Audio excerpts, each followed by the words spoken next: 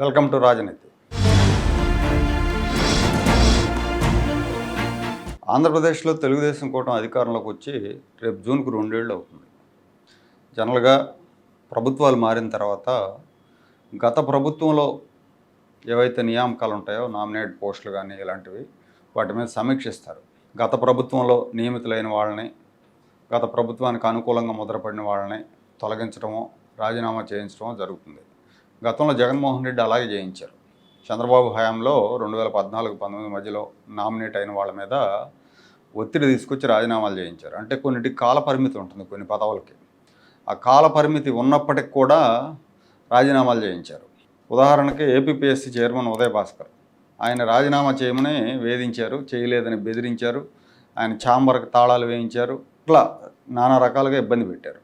తెలుగుదేశం హయాంలో నియమితులైన వాళ్ళ విషయంలో జగన్మోహన్ రెడ్డి చాలా నిష్కర్షగా ఉన్నారు. వాళ్ళని బలవంతంగా ఆయన పంపించేశారు. కానీ చంద్రబాబు నాయుడు గారి విషయానికి వస్తే ఆయన ఇలాంటివన్నీ కూడా చూసి చూడనట్టు వదిలేస్తారు. ఇది తెలుగుదేశం క్యాడర్కి నచ్చదు. ఎందుకంటే వాళ్ళంతా నిష్కర్షగా ఉన్నప్పుడు మనం ఎందుకు బేర్ చేయాలి వీళ్ళందరినీ అనే ఆలోచనతో ఉంటారు. నేను ఇప్పుడు ఒక 2 ఉదాహరణలు చెప్తా.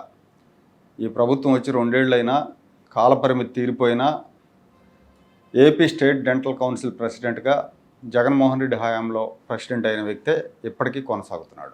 సంబంధిత శాఖ మంత్రి కానీ ప్రభుత్వం కానీ దీని మీద దృష్టి పెట్టలేదు.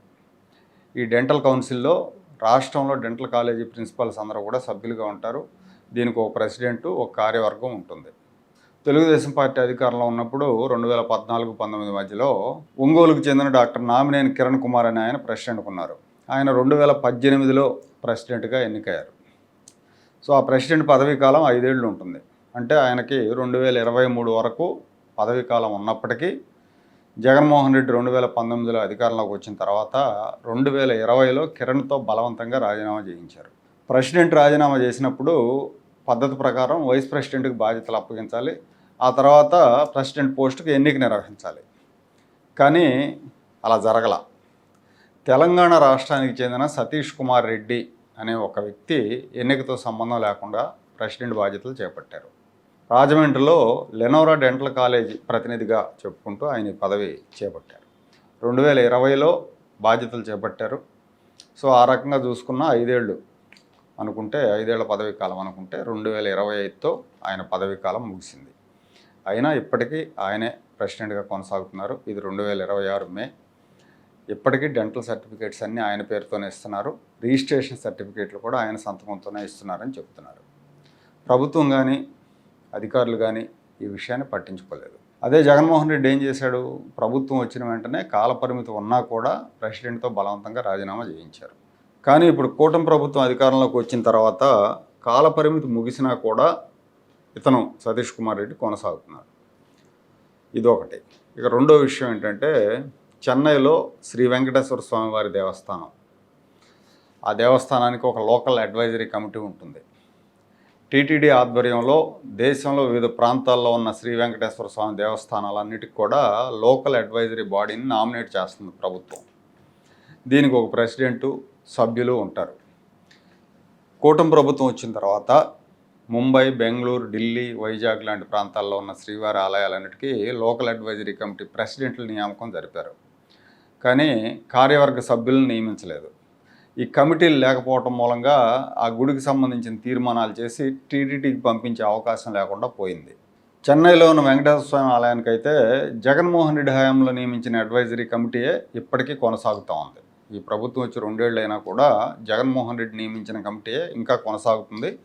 చెన్నై టీ నగర్లో ఈ శ్రీవారి ఆలయం ఉంది. ఇది ఆదాయపరంగా తిరుమల వెంకటేశ్వర స్వామి ఆలయం తర్వాత 2వ స్థానంలో ఉంది. ఆలయం తర్వాత ఎక్కువ ఆదాయం మద్రాసులో ఉన్న వెంకటేశ్వర స్వామి టెంపుల్కి వస్తుంది. దీనికి కమిటీని ప్రభుత్వం నియమించాలి. ఇందులో 18 మంది సభ్యులు ఉంటారు. గతంలో చంద్రబాబు గారు సీఎంగా ఉన్నప్పుడు 2014-19 మధ్యలో శ్రీకృష్ణ అనే ఆయన చైర్మన్గా ఉన్నారు. జగన్మోహన్ రెడ్డి ప్రభుత్వం వచ్చిన తర్వాత ఆ బోర్డు రాజీనామా చేసింది. శేఖర్ రెడ్డి అనే ఆయన్ని చైర్మన్గా నియమించారు. డైరెక్టర్ల సంఖ్యను కూడా 18 నుంచి 40కి పెంచారు. కావాల్సిన వాళ్ళందరికీ డైరెక్టర్ పదవులు పంచిపెట్టారు. ఇందులో కొంతమంది క్రిస్టియన్లు కూడా ఉన్నారన్న ఆరోపణలు వచ్చినాయి. ప్రభుత్వం మారిన తర్వాత పాలక మండలి రాజీనామా చేయాలి. 2024లో ప్రభుత్వం మారిన తర్వాత ఆ పాలక మండలి రాజీనామా చేయాలి, కొత్త పాలక మండలిని నియమించాలి. కానీ ఈ రెండు జరగల. ఇప్పటికీ పాత పాలక మండలే పెత్తనం చేస్తూ ఉంది. జగన్మోహన్ రెడ్డి హయాంలో నియమితుడైన పారిశ్రామికవేత్త శేఖర్ రెడ్డి ఆధ్వర్యంలోనే ఉత్సవాలు జరుగుతూ ఉన్నాయి. దీన్ని చెన్నై తెలుగుదేశం అభిమానులు, చంద్రబాబు అభిమానులు జీర్ణించుకోలేకపోతున్నారు.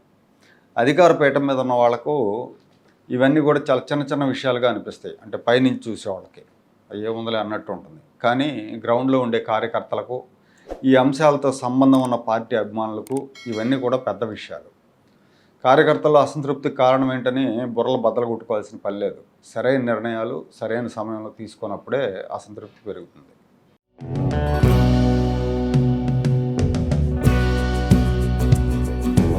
Like, share and subscribe to Rajaniti channel.